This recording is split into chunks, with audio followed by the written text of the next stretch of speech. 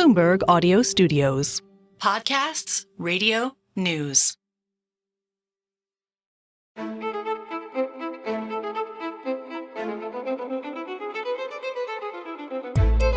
Welcome to Voternomics, where politics and markets collide.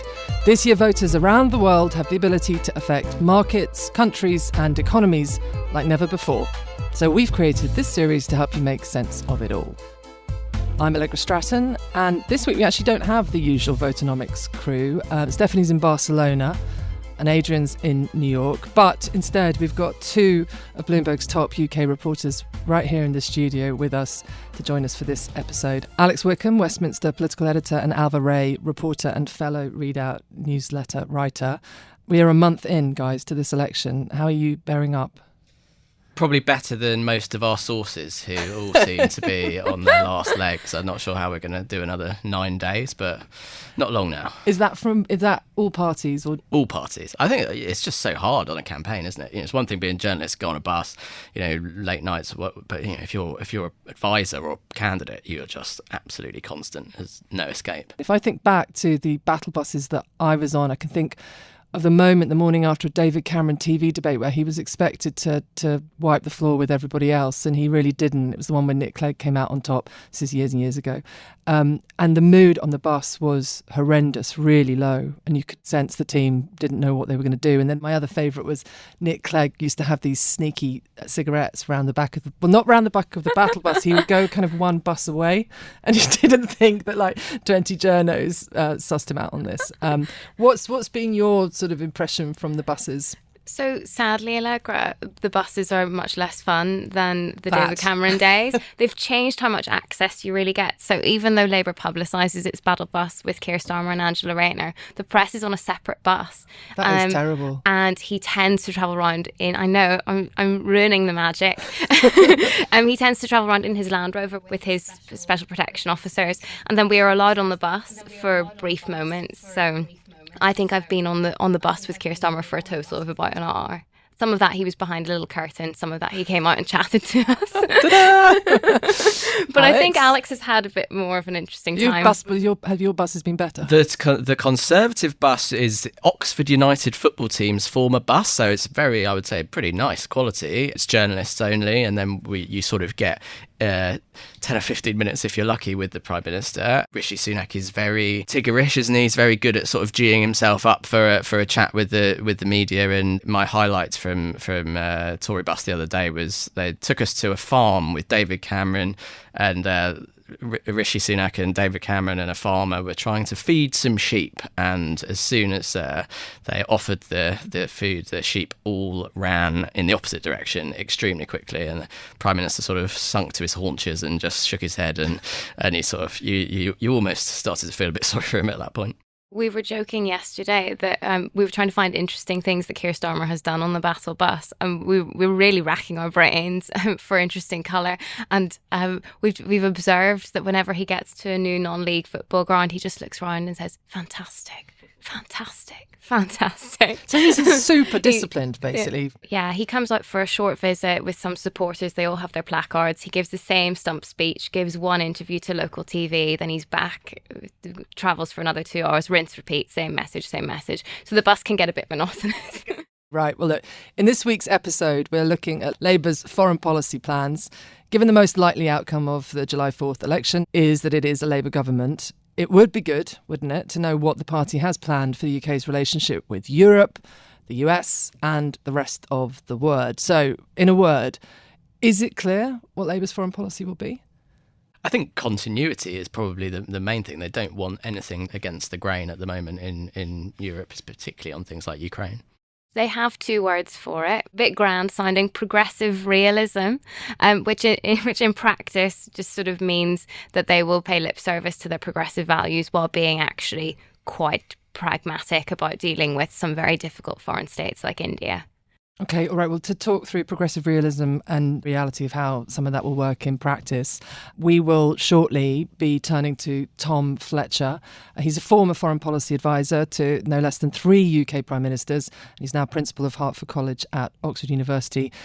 Also on the show, we have Ellen Milligan, who's a Bloomberg reporter, hopefully probably familiar to lots of you. And she's just published some brilliant analysis on Keir Starmer and what she believes is his silence when it comes to Brexit.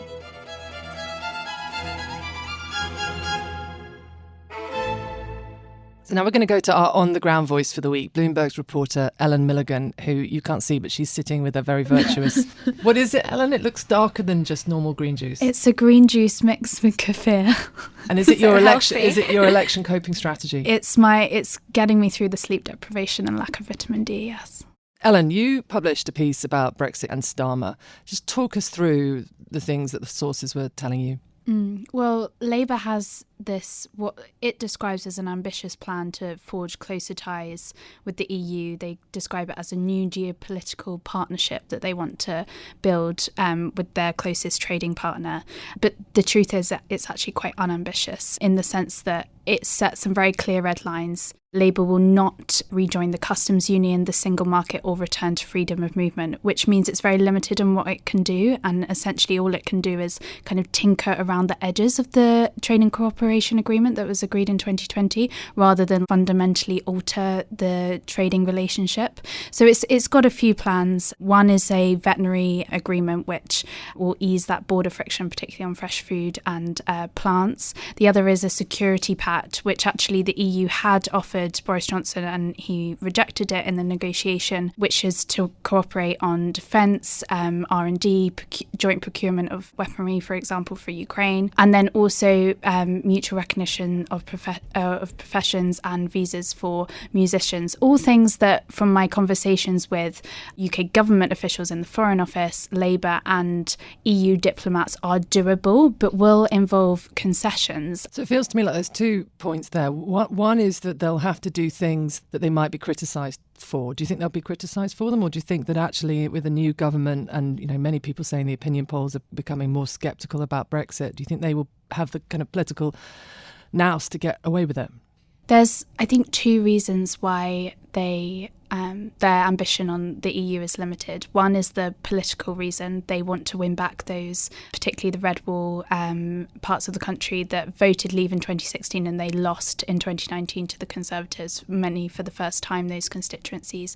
But also it's a genuine desire for their first 5-year term not to be distracted by the same old debates about Brexit which distracted the Conservative government from public services and all these things for several years.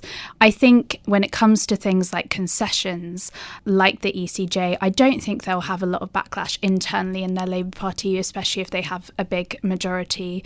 In fact, the Labour base tends to be more pro kind of things like a youth mobility deal that we have reported in here, that they actually are open to negotiating, even though they've dismissed it publicly. But I think whether their majority is big or not will depend whether they mind so much about that. Ellen, there's a really interesting nugget in the piece that you sort of led with when you were promoting it, which is what Labour advisors and senior figures are saying privately about the prospect of rejoining the EU, or the kind of the benefit that would have to the economy. Do you want to just spell out actually the thing that they're admitting, which makes everything else that you've just said so extraordinary? I think the big overarching question for this whole 5-year term that Labour's likely to get is it's so reliant on economic growth, being able to fund everything they want to do pretty much on public services, in particular on defence spending, all these things. They want to get up to that kind of 2% growth that we saw under the Tony Blair era that's been stagnant for the last few years. And what some senior Labour advisors have conceded to me kind of privately is that they know that one of the most impactful ways that they can achieve economic growth is to, for example, rejoin the customs union or the single market, and yet they have given assurances privately and publicly that they will not do that in a first 5-year term. Now, that opens the question as to whether they could come under pressure if they don't achieve the highest growth in the G7 that they've promised, a very ambitious promise, that maybe those red lines will change by the time a next election comes along. Being in those things would have an almost immediate impact on growth, or it would come through in the first term of a parliament. But just extraordinary for them to be conceding it privately and still sticking to their their political approach. I wonder as well, does the size of Labour's majority, if it does win, and if it does win big, do you think that makes a difference on how they would think internally? Obviously, at the moment in the election, Labour doesn't want to say, oh, we could rejoin the single market or the customs union. It doesn't want to give any ground and give any doubt to voters who did vote for Brexit, or at least not in the full sort of Remain camp. Do you think the big majority could shift things, the window of conversation on EU relations further in that direction? Keir Starmer's shadow cabinet is full of Remainers. I mean, David Lammy described Brexit as a national tragedy in a big speech he did in Parliament after 2020. But this is the thing, and this is what actually Jonathan Reynolds had a very good line, which was that our foreign policy will not be dictated by the internal party politics of the Conservative Party. And so when you say, it rows over the ECJ, quite niche technical things that the voting public mostly don't understand, has been dominating, ECHR, we've seen it over immigration policy recently. Those things aren't going to be so much a problem again if there's a big Labour majority. So I think that's definitely the case. But I do think there is a bit of naivety to think, just because we're kind of a pro-Remain, pro-EU party, we can kind of get all these, the deals done. The EU is incredibly hard to negotiate with. It's very distracted by its own politics and its political shift to the right. I suppose the thing, listening to you just then, yes, they don't want their foreign policy to be set by the internal wranglings of the Tory party, but it's clear there'll be internal wranglings of the Labour Party, in that if you've got, as Alex says, 200-seat majority, you will have siren voices whispering in your ear saying, you can do it, go for it. You may not have this opportunity again. This is the right thing to do. And we all know you can do the Ming vase strategy ahead of an election. Then people will start to say you don't have to grip onto that Ming vase at all tightly, or even at all. You can not drop it, but to extend the metaphor, you can relax. And I suspect, but I don't know, and I don't think anybody knows, if you have Farage and Reform having done all right in this poll, you will have that will be will be a fairly forceful check, won't it, Alex? I would have thought so. By the time of the next election, looking sort of 5 years ahead, would he need a political mandate from the public to start making these big changes with the EU? I mean, could he do them sort of in all but name without that political mandate? He's gonna face big sort of pressure from the sort of liberal media and from his own party. Ellen just wanted to move on, but it's a similar territory, which is immigration. Keir Starmer's got these policies on immigration. He wants to negotiate with France on take-backs, so taking back some of the asylum seekers that come over. How do you think that will work if we have on Sunday the beginning of the national rally doing very well in France's parliament? This is really interesting because while the would-be Foreign Secretary David Lammy has done a lot of work with the Republicans in the US and has kind of, taken this quite pragmatic approach that they could be in government in 6 months' time, he hasn't done that, and Keir Starmer hasn't done that with the EU. So what I've been told by Labour contacts is that while Keir Starmer and David Lammy have made really good relations with Olaf Scholz, for example, with Germany. In Germany, France's Emmanuel Macron. Starmer has not established a relationship with Giorgia Meloni at all, or her team. They've not done work with Marine Le Pen's party in France or the AfD in Germany. Olaf Scholz has an election next year. He looks like he's going to lose it. Macron's going to stay on most likely till 2027, but then you could see a shift. So you could see this position in a Keir Starmer administration where suddenly you're already seeing the political winds shift in the EU, but actually the leadership changes are kind of halfway through or before that, which I think will really change the way that he has relations with them. I think that they do have big hopes of working quite closely with European centre-right parties on immigration. They have sort of plans that they wouldn't be able to do on their own, basically. And they're already they anticipate that illegal migration is going to be a massive issue. I mean, it's been a huge headache for Rishi Sunak stopping the boats, but I think they think it could get even worse into the first few years of a Labour government. And they keep talking about desperately hoping for the centre-right to win in various elections because they don't think that they can work with far-right parties on immigration. They would just be closed out of that. But that is what's looking like happening. So yes, what do they do?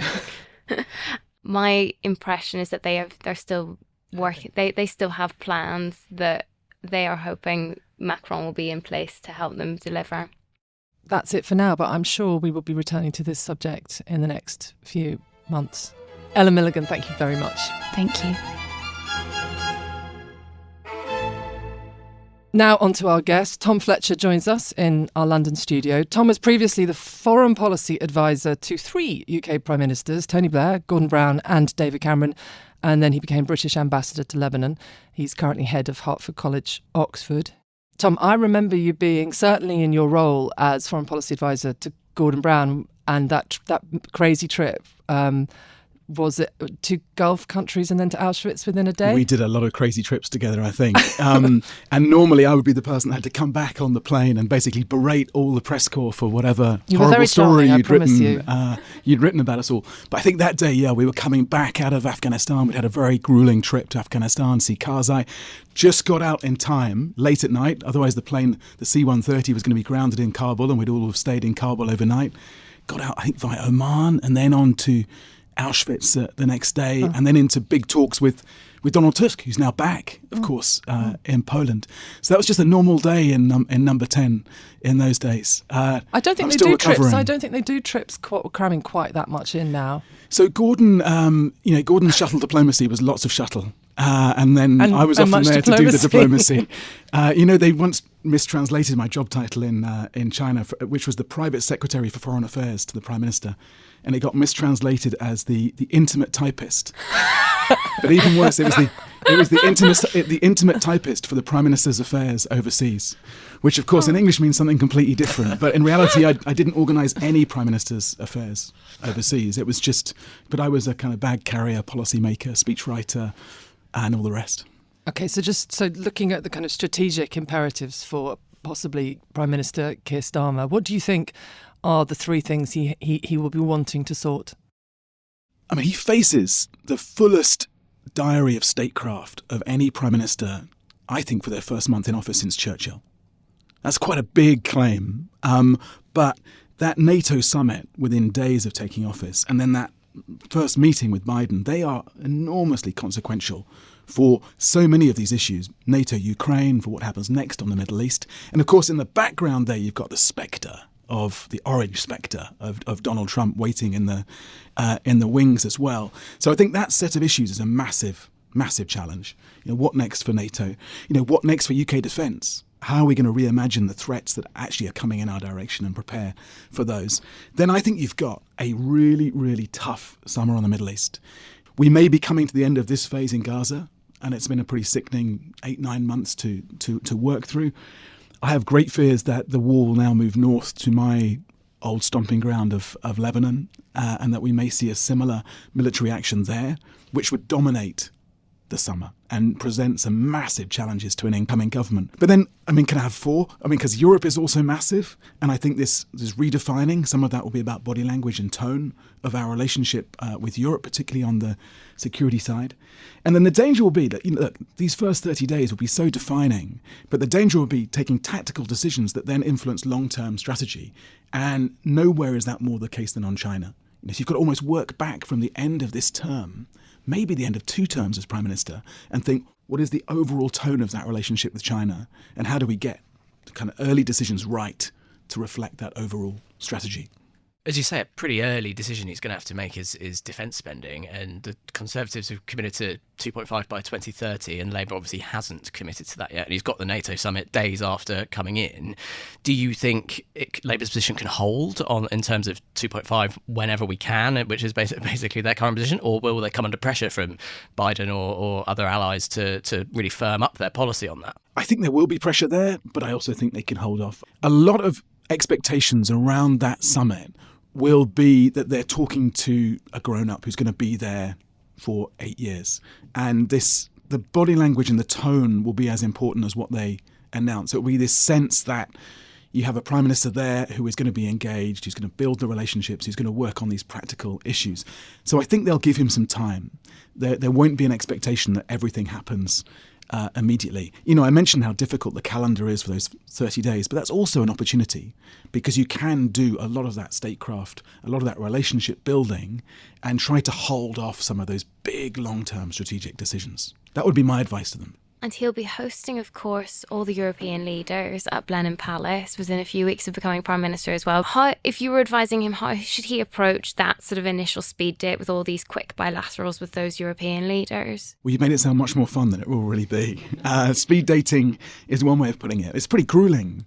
I mean, so there's no room for error. And of course, the media, as you know, we used to always talk about on the plane on the way back normally from these visits, the media will be waiting for any sign that, of incompetence or failure or gaffes. The first few months when I worked for David Cameron, the media were just waiting, hanging on his every word for him to get something wrong. And these are kind of complex briefs. And in the midst of it all, you're trying to build that relationship with these other leaders. And so much of that is actually about the theatre of it. And in the midst of that, many of those European leaders are also in a state of flux as well. Macron, Ursula von der Leyen, the Germans. So all of that, it's like a sort of multi-dimensional game of chess. Now, he'll have brilliant people around him who will have prepared those enormous stacks of briefing.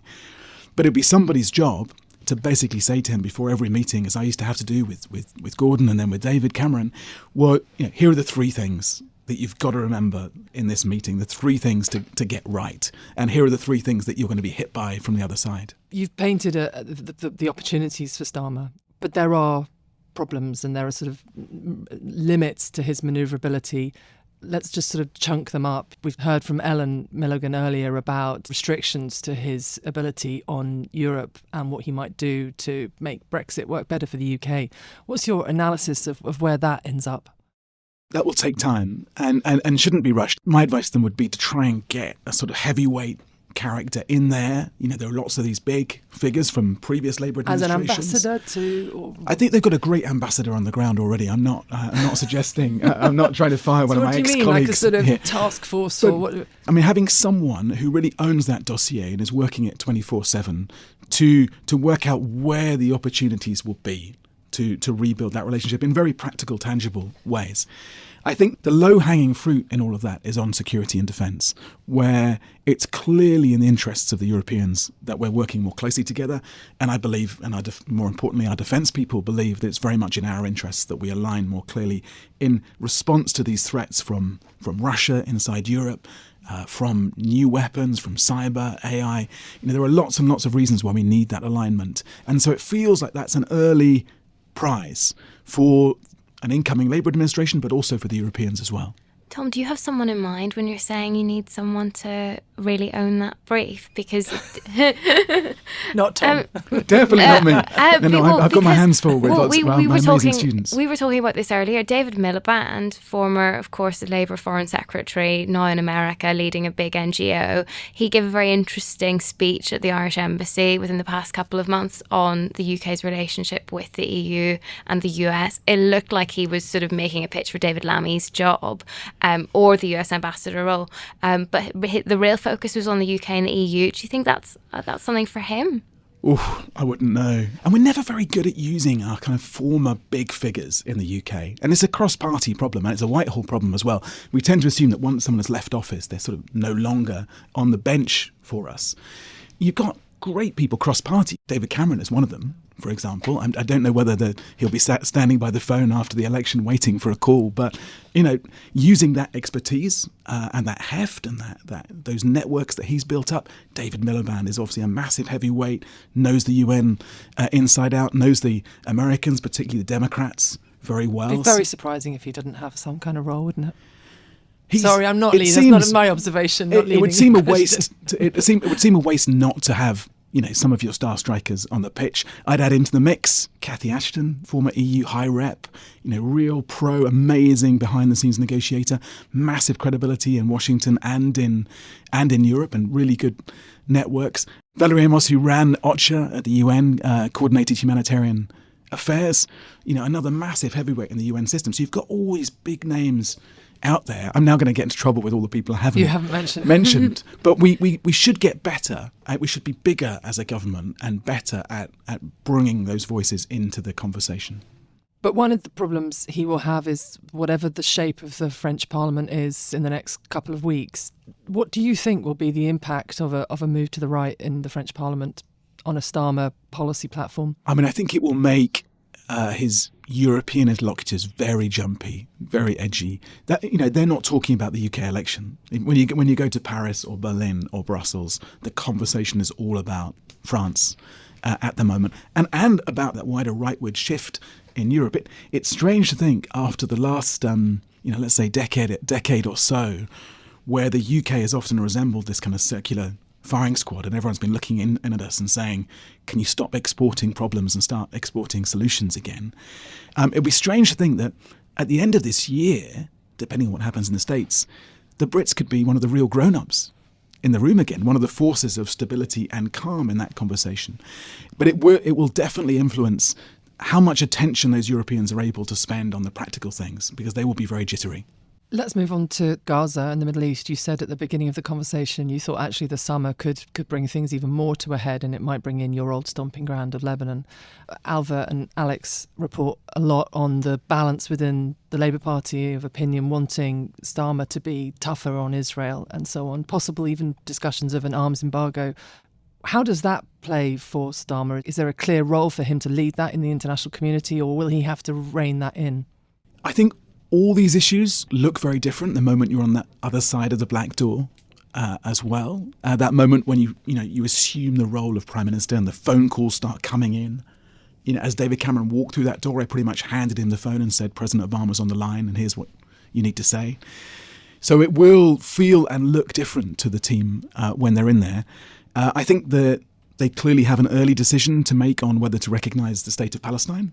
And that will be one way of showing that they can do things slightly different. I think they'll have an early decision on whether to resume funding to UNRWA, the Refugee and Works Agency for the Palestinians, which will certainly be something the Foreign Office and other bits of government will be saying, we've got to get back in there and start to rebuild, start to support civilians. So perhaps those decisions come sooner than decisions on an arms embargo, for example. They've got to basically think about, how do we get the narrative back to the two-state solution? How do we get it back onto the big prize here, which is normalization of relations between Israel and the wider region that includes a Palestinian state? That's the big conversation if you're looking 5-10 years ahead. And so they've got to be careful not to make those sort of tactical misjudgments that might undermine that strategic objective. And then, as I say, this real fear I have that we could, through the summer, be into a different phase of conflict. Israel and Hezbollah are already at war. More Hezbollah fighters have died since October the 7th than in the whole 2006 conflict. More rockets have been fired by Hezbollah on Israeli towns than in that whole conflict. It's not as bad as it can be, and I fear it will get much worse. But that will probably be the big issue that dominates the first summer of Labour foreign policy. On the arms embargo for Israel, possibly, David Lammy's scrutiny of David Cameron over the last few months has left Labour in a position where they are essentially in favour of stopping arms to Israel in all but name. That everything that they say about why has the government not published legal advice going back months in terms of what Israel's been up to in Gaza. Is it possible for Labour to row back from that position? When you look at the statements David Lammy has made as Shadow Foreign Secretary, but also look at Keir Starmer's background in international human rights law, it's very difficult for them not to be in a position where they're backing up the rule of law. And so I suspect, and my advice to them would be that they should get in there and see what that legal advice is. And I think at that point, the decisions that they have to take will become very, very clear. I don't know them well enough to know how they take decisions, but I suspect, having observed them from distance, that they're probably quite methodical, quite practical about it, and quite loyally in it all. So I imagine they'll get in there with their own legal advisors and take their view, and that could lead to a different policy outcome in the end. But it depends what's in that advice. Tom, it's so interesting. From hearing you speak, it's as though you expect David Lammy and the Labour administration to sort of be a bit more muscular and to take a bit more of a lead on those kinds of questions and make up their own minds on it. When I've been speaking to them privately over the past few months, it has felt with a lot of the things on Gaza that they've just been very careful to track what the Americans are doing. So I'm wondering how will those conversations with the US go about the UK potentially wanting to recognise Palestine and those kinds of things? How would that affect the US relationship? it will be on that list on that first agenda for that first contact with Biden in July, for that first phone call. Probably, I imagine Biden would put down a marker on that call that he looks forward to discussing Ukraine, NATO, and the Middle East, and probably China. Those will be the three things I think the Americans will just want to register that level of interest and concern on early on, to signal that when they actually do then sit down and a few days later in Washington, that there'll be that serious pressure from the Americans on all three. Ukraine, NATO is top of that list, actually, above the Middle East. I think the American administration at the moment is trying to exert a lot of pressure on Israel behind the scenes to restrain them from a full-scale invasion of Lebanon, and to try and get them to change the conduct of the war in Gaza. Now, there may be a public line, therefore, with pressure on the UK, not to be more creative and muscular, as you described then. But I wonder whether in private, whether they will be so tough with the UK. Maybe they'll think it's in their interest to have the UK slightly outriding a bit, to remind Israel that it's not as straightforward as they think it is. Currently, the US administration is one you can see the Starmer team working very comfortably with. If there's a change in November to Trump, we've heard of this David Lammy idea of progressive realism that's going to see them work, we think, very comfortably with Trump. How credible is that? I think Trump, in his first term, did a huge amount to prove his critics right. He vandalized the alliances on which we rely. He vandalized the institutions like NATO and the UN that are such a key part of UK strategic interests. And of course, he vandalized the values that we share with the Americans, with the Europeans, and with others. And I worry that a Trump 2.0 would be even more erratic, would crash around even more and do even more damage to our interests. Now, let's see. Maybe I'll be proven wrong, but I think most diplomats would share that fear as to what we might face after November if somehow the American people elect him. Now, what does that mean for Prime Minister Starmer and Foreign Secretary Lammy? It will mean that they do have to kind of pull their punches a bit in the next few months, that they do have to hold off in case Trump is elected, because if he is, they'll need to find a way to build a pragmatic relationship. Where can we exert influence? How can we build a relationship where we can actually limit the damage that he will do? And that will mean holding back on some of the temptation to go for strong rhetoric and to think fairly pessimistically about what the minimum we can come out of the next 4 or 5 years with is. Perhaps the most immediate sort of danger of a Trump presidency is to Ukraine. And, if Trump was to change America's position on Ukraine towards negotiations, towards, ceding territory, do you think Starmer, is he able to counter that? Is he able to lobby Trump against moving America's position? Or is that just a no-hoper stance? Can Britain have its own position, or does it have to follow America's position on Ukraine? It doesn't have to follow a Trump position on Ukraine, particularly if Trump was basically folding the cards and just saying, here you go, Putin, you win, which is what that would be. It would be a capitulation to Putin.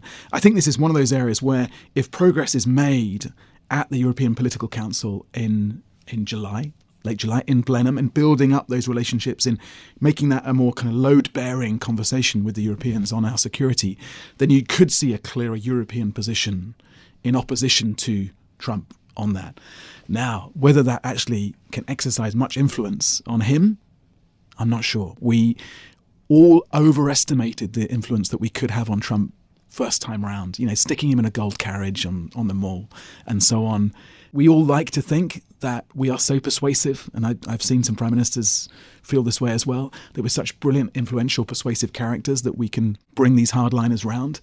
There's no evidence from Trump in the first term that suggests that we can do that, just as there hasn't been much evidence that we could do it with Bibi Netanyahu over the last 9 months. I mean, there's 100 more questions, but I think in terms of time, we probably want to run a lot of that. So that's a great place to leave it for now, Tom. Will you come back and join us in the months ahead when these events are real rather than in prospect? Yeah, I fear we'll be talking about foreign policy a lot over the next 3 months. Tom Fletcher, thank you very much. Thank you.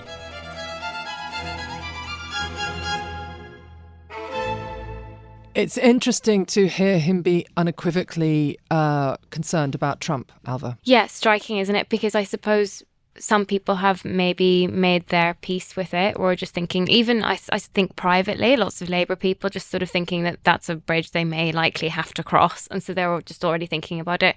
It's interesting to just have another voice to spell out again the massive concerns around that. I thought it was really interesting, him sort of saying there's almost a naivety among European politicians who think they can go over and diplomatically make their case to Trump world. Boris Johnson, we've seen, make the argument to Donald Trump in favour of continued support for Ukraine.